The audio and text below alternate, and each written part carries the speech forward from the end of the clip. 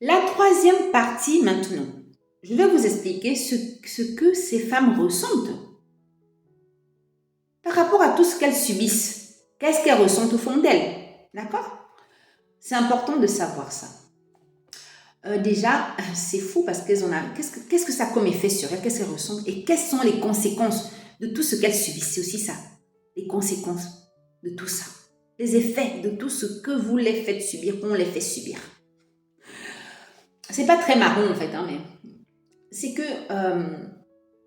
beaucoup d'entre elles déjà, rien que le fait de supporter le compliment, tu es belle, tu es jolie, elles ont du mal. Hein. Elles ont du mal parce que ça fait écho vraiment à, comment dire, ça fait écho à beaucoup de mauvais souvenirs. Voilà. Ça fait écho à beaucoup de mauvais souvenirs. Du coup, être belle, elles ont du mal avec ça parce que elles se rappellent que voilà, elles sont considérées toujours par leur apparence physique. C'est pénible. Voilà. Aussi, vous savez, elles ont l'impression que la beauté ne sert plus à rien. Certaines disaient que bon, je me rappelle d'une femme que j'avais vue sur une émission, elle disait qu'elle se plaint pas, elle dit pas que c'est une souffrance. Elle a déjà connu la souffrance. Au cas où certaines personnes ne sauraient pas. Les belles femmes ont aussi, beaucoup d'entre elles, connu ça. Elle disait que c'est pas une vraie souffrance, mais c'est vraiment pas cool du tout, quoi. D'avoir toujours l'impression que la beauté ne sert à rien parce que ça lui apporte tellement de problèmes. D'accord? Que certes, ça peut aider dans certaines situations. D'accord? Ça ouvre certaines portes. Elle a déjà obtenu, par exemple, un prêt à la banque par un banquier alors qu'elle n'aurait pas pu l'obtenir parce que l'homme espérait quelque chose d'elle. Mais en soi, quand même, il y a beaucoup de problèmes dont vraiment qu'elle ne peut plus supporter. Qui font, c'est quoi l'effet sur elle? Elle en arrive, alors que c'est une très belle femme, à ne plus pouvoir se mettre en maillot de bain, à ne plus pouvoir se mettre en maillot de bain. Elle ne va jamais à la piscine. À ce point-là, elle a arrêté.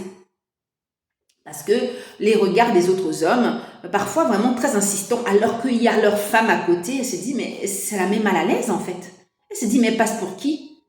Elle vient à la piscine tranquillement, et l'homme la regarde comme si elle pourrait être éventuellement intéressée, alors qu'elle respecte les autres couples. Et elle vit, elle se sent vraiment, la psy remarquait que cette femme était carrément prisonnière de tout ça, prisonnière de tout ce qu'elle subissait. Et d'ailleurs, comment dire, la psy lui disait qu'elle peut pas contrôler ce que, elle peut rien faire, d'accord, contre le fait que les gens ils vont forcément se comparer, ils vont ressentir certaines choses quand ils la voient, ils vont avoir un sentiment d'infériorité. Ça ne lui appartient pas à cette femme-là, mais elle avait du mal à gérer tout ça. Elle avait du mal à gérer.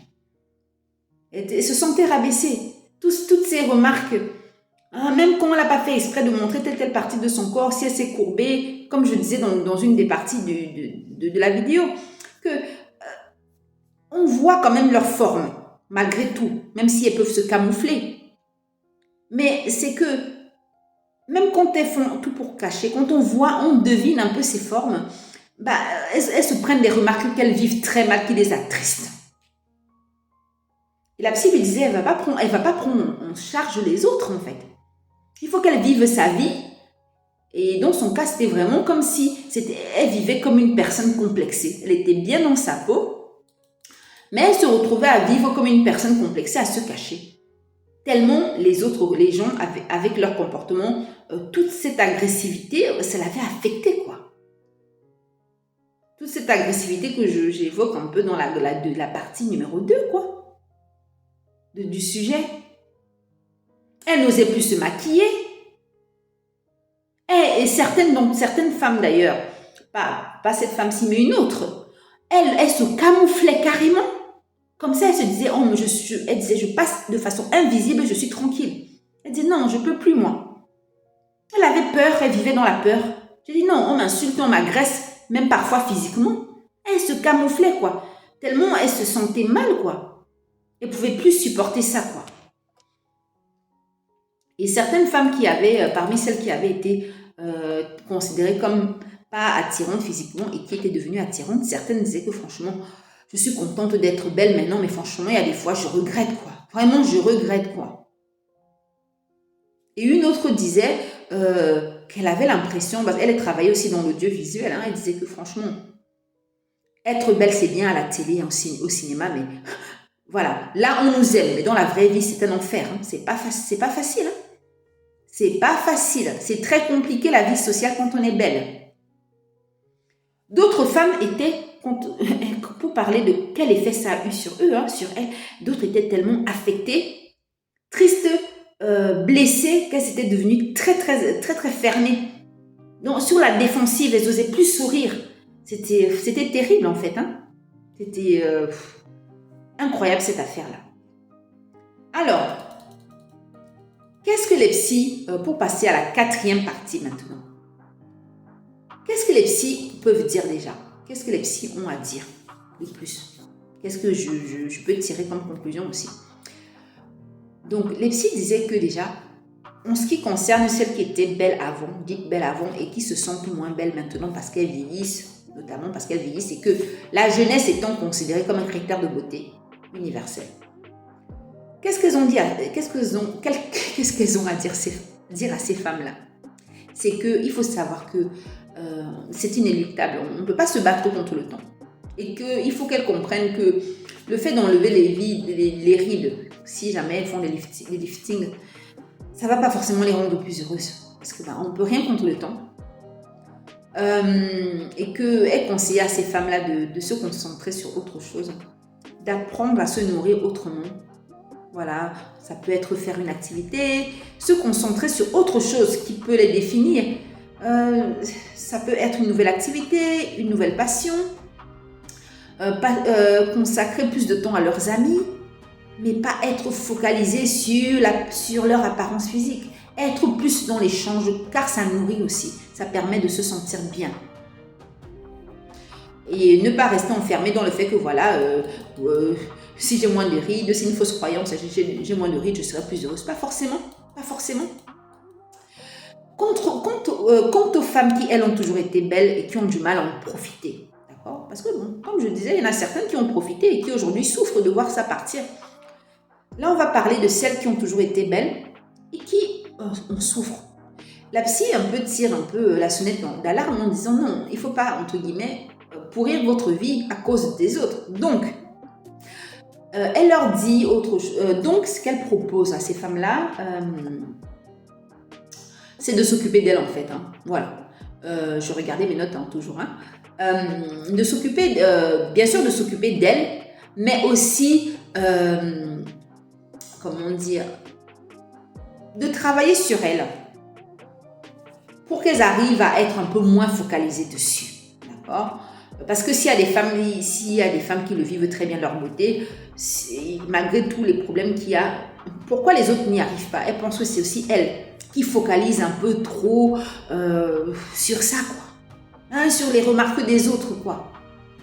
Et que certes, ce n'est pas facile, la relation aux autres, parce qu'on est considéré comme des objets, mais il faut vraiment être concentré sur soi, faire un travail sur soi, apprendre à se détacher du regard des autres. Ce n'est pas facile. On ne peut pas empêcher les gens de penser, de parler, de dire des choses pas toujours très intéressantes, pas toujours très valorisantes, mais vraiment ne pas écouter ça.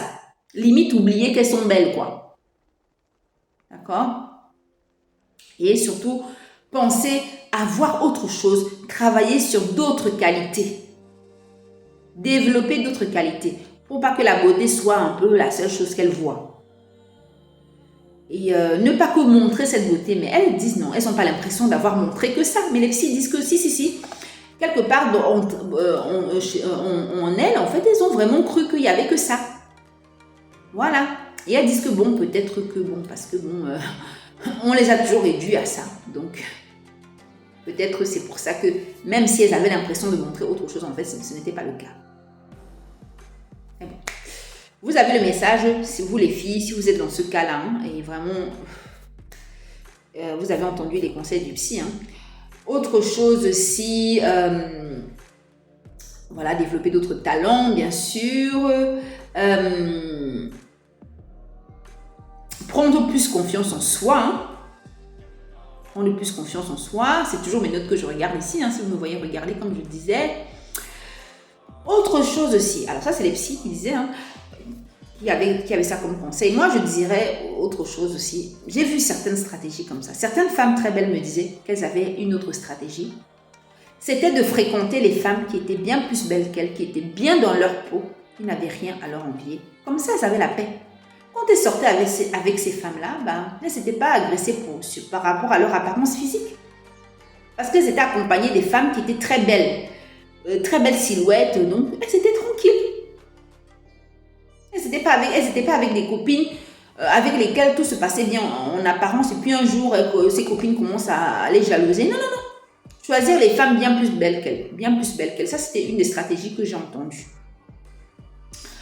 Je peux vous dire une chose déjà, c'est que bon, je pense, par rapport à tout ce que j'ai dit, je pense que quand même la beauté, c'est quand même plus un cadeau qu'un fardeau. D'accord?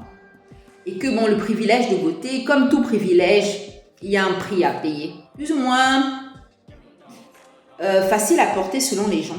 D'accord? Mais bon, on ne peut pas le porter, il faut se faire aider pour apprendre à porter. C'est d'abord un cadeau, le privilège de beauté. D'ailleurs, cette vidéo sur le privilège de beauté et les difficultés que rencontrent ces belles femmes, ça fait écho à deux autres vidéos que j'ai fait il n'y a pas très longtemps. Ça fait quoi? Même pas 2 mois que je fais des vidéos sur YouTube. Il y a 2 vidéos que j'avais faites. Je vais vous donner les titres. Vous allez voir que ça fait écho à tout ce que je viens d'aborder.